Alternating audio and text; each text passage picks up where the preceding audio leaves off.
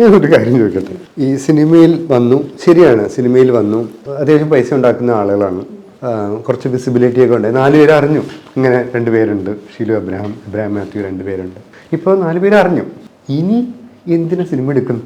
അതെന്താണെന്നറിയോ, നമ്മൾ ഈ cinema field എന്ന് പറയുന്ന ഒരു ഗ്ലാമർ ഫീൽഡാണ്. മനുഷ്യന്മാർക്ക് എന്താ വേണ്ടേ? ഈ നെയ്മ് ഫെയിം എന്ന് പറയുന്ന സാധനം ഇതിനകത്തുണ്ട്.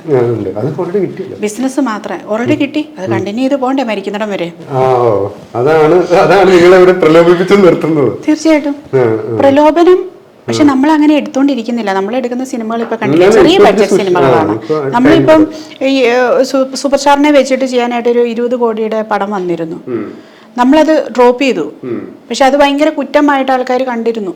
ഒരു സൂപ്പർ സ്റ്റാർ പടം എന്ന് വെച്ചാൽ നമുക്ക് അത്രയും പൈസ കളയാൻ താല്പര്യമില്ലായിരുന്നു, അതുകൊണ്ട് നമ്മളത് ഡ്രോപ്പ് ചെയ്തു.